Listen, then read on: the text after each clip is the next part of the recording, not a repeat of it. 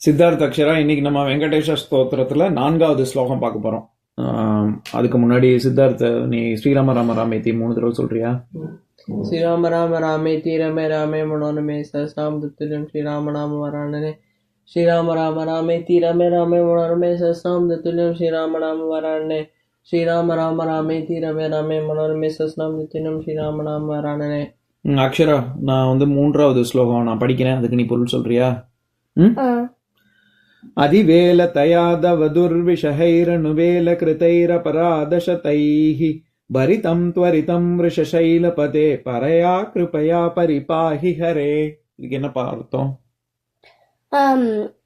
வந்து நான் மிகப்பெரிய தப்பு பண்ணியிருக்கேன். ரொம்ப ரொம்ப எனக்கு நடுங்குற மாதிரி ரொம்ப ரொம்ப பெரிய தப்பு பண்ணியிருக்கேன். Very good. அபராதசத்தை, அபராதம்னா என்ன சொன்னேன்? அபராதம் விதிச்சுட்டாங்க, தண்டனை விதிச்சுட்டாங்க. தண்டனை கொடுக்கக்கூடிய அளவுக்கு நிறைய தப்பு பண்ணிருக்கேன் அப்படின்னு ரொம்ப ரொம்ப ரொம்ப பெரிய தப்பு பண்ணிருக்கேன். பரிதம் துவரிதம் ரிஷசைலபதே, அதை பண்ணிட்டு நம்ம எப்படி போறோம் அந்த விஷ்ணுவை நோக்கி? பரிதம் துவரிதம். நம்ம நான் இவ்வளோ பெரிய தப்பு பண்ணிருக்கேன். ஆனா நான் ஒரு எப்படி சொல்றது, சீக்கிரமா உன்னை நோக்கி வரேன்னு சொன்னேன். சீக்கிரமா உன்னை நோக்கி வரேன், உன்கிட்டக்க மன்னிப்பு கேட்க போறேன். பரையா கிருபையா, கிருபைன்னா என்ன சொன்னேன்? கிருபை. பரையா கிருபையா பரிபாகிஹரே, எனக்கு மன்றாடி கேட்கறேன், ரொம்ப கெஞ்சி கேட்கறேன்னு சொல்றோம்ல நம்ம, அந்த மாதிரி பரிபாகிஹரேன்னா நான் ரொம்ப மன்றாடி கேட்கறேன். என்ன கேட்கறேன்? கிருபை. கிருபைன்னா என்ன சொன்னேன் ஞாபகம் இருக்கா? என்ன கேட்போம் நம்ம சுவாமி கிட்டக்க? நீ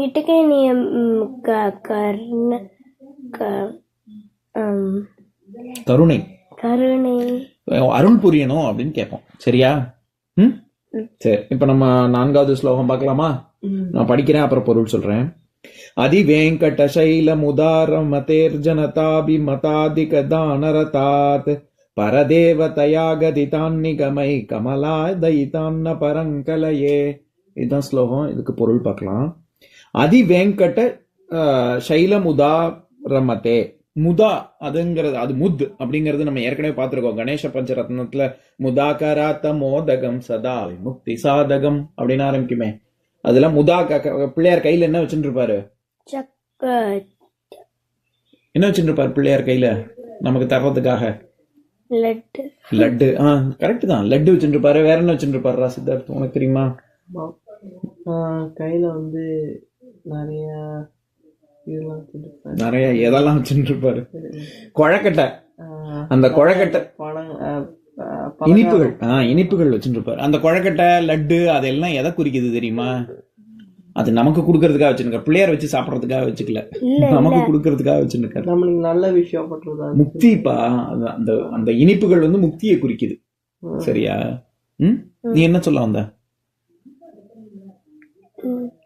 ஒன்னும் சொல்ல இல்லையா? சரி, அந்த மாதிரி இங்க அதிவேங்கட அதிவேங்கட சைலம் உதாரமதே அப்படின்னா ரொம்ப சந்தோஷமாக நமக்கு கொடுக்கறதுக்காக, பக்தர்களுக்கு கொடுக்கறதுக்காக வச்சிருக்காங்கல்ல, அந்த பரமானந்தத்தை கொடுக்கறதுக்காக விஷ்ணுவும் காத்துட்டு இருக்காரு.